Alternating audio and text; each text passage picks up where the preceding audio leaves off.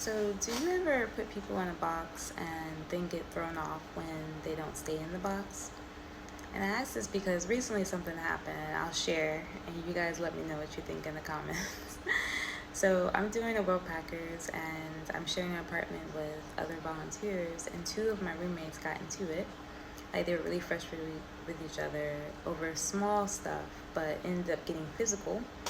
And so word spread, and a guy who works at the hostel I volunteer at had asked me about what happened. And so I explained it. And he says, oh, it's a normal in an apartment. People need to be able to communicate without aggression, come together, talk it out. And I agree with him. And he's looking for the English words. Spanish is his first language, and I'm in Spain. So he finds it on Google, and the word he's looking for is a symbol. So then I say, Avengers assemble! Like I'm making a joke referring to Captain America's famous line. And he gives me this look and he's like, I'm surprised to hear you say that. I thought you were deep. So I'm like, what? You can like Marvel and still be deep. Like I can be silly, I can be very serious, I can be moody, not moody. Like we're allowed to be more than one thing. It's called being multifaceted. And this isn't a shade towards him because he's been great, and a big part of my experience has been meeting people with different perspectives in life. It's been really inspiring. But it's interesting how people want to put you in a box, and the second you step outside of that box, they get weirded out, and then they project that onto you. Like, not because of who you are, but because it's more comfortable for them if you stay who they decided you were. And that sounds crazy. And it's even wilder when it's someone you just met. Like, you're still getting to know me. We've only had a handful of conversation, and you've already decided that this is the whole of who I am. When I'm still getting to know me, there's so many sides of a person that you haven't even gotten to know yet. And it would be in our best interest to keep that in mind. Like, we're not even supposed to be the same person we were 5 years ago. Like, the purpose of life is to be evolving. So why do we expect that from each other? But anyway, do you ever catch yourself thinking, like, how can I be in this front of this person and be accepted? Like, am I shrinking myself? Should I limit what I do? Limit how I show up? Because I feel like that's an unwritten contract, and it's defined by their terms, and you're the one who signed it. So what's stopping you from stepping outside the box, expressing yourself fully, even if that means someone decides that you're not deep enough or cool enough or fun enough? There's always going to be a you're not enough. And if you allow other people to dictate how you show up based on their version of not enough, that's a very limiting life. And imagine that means in front of person A you have to show up and be this deep, and person B you have to be this, and it's like, okay, who's the real person underneath all of that? And also, I have a quick thing I want to say. Marvel is in fact very deep, okay? I am not a stan of Marvel movies, but I do enjoy quite a few of them. And oh my god, if you think about, like, superheroes go through some stuff too.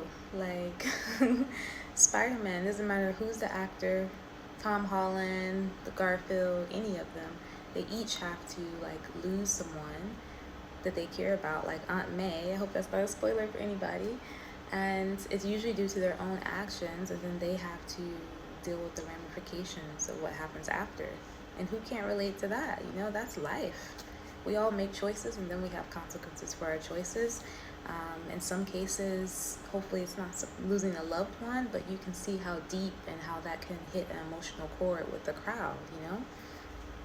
And even if you think about Captain America and the Civil War, Captain America is like the literal symbol of the government, but because of his own negative experiences with the government, he distrusts the government, so he doesn't want them to be putting restrictions on how the superheroes use their powers, while Iron Man, who is ironically usually the rebel, one of my favorite characters, he doesn't want to, or he wants to have the government to put restrictions on them because he has saw with his own hands, with his own eyes, the amount of damage that the superheroes have left on their hands, and it's impacted families, you know? So to me, that's very deep because you can see both sides. Um, if I think about it, even Black Panther, Thunderbolts, all of those movies have a lot of deep aspects to it. Maybe that'll be a fun post for me to do because I can really prove a point just how deep Marvel is. But I really just think that whole conversation just goes to show, like, that guy, he had put me in a box and he couldn't, like, merge the idea of me being deep and me being a Marvel fan, maybe because of his own perception of what Marvel is. And he's not the only one. A lot of people perceive Marvel to be superhero comedy, like not worth watching or just not deep by popular standards, when Marvel can be both, you know? So I just think it's a perception thing, and then how people project onto others, and we just cannot allow ourselves to be put in the box and then let others' criticism keep us in the box.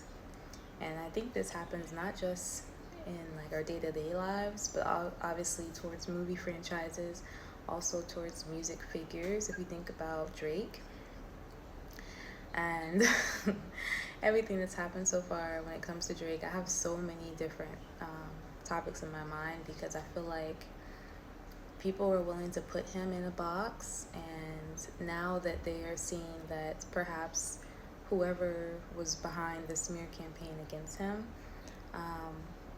was based off of like false accusations, no real proof, and you're seeing in real time, are people willing to let go of the box that they were willing to put him in, or are they wanting to hold their idea so strongly that they're still wanting to force him to be that evil person when the reality is just not matching up? How much are we willing to let go of ideas that we have of others in order to be happy, you know?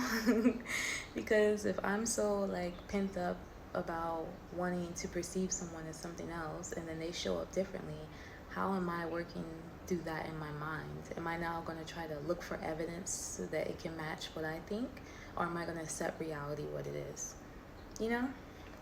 Anyway, I can go off on a tangent about that because really the whole thing that happened with Drake over the past few years shows how we are using critical thinking or not using critical thinking, how media propaganda did another one on everybody, also the Black community, how we're having a box of what Blackness is and then wanting to judge people who don't fit in that box. Man, there's so many different topics. Obviously, I can go on and on about this. This is not the purpose of this video. So anyway, I will make some more about those topics because I obviously have a lot to say. But for this video, let me know, like, when was the last time you were expressing yourself and then someone just started criticizing, like, oh, you're doing too much, or oh, I didn't know that you like this artist, or I didn't know you like this. Like, in that moment, did you freeze up and did you shrink so that you can match their perception of you, or did you continue to stand on 10 toes about what you like and who you are and how you want to show up? Let me know. I'll see you guys next time.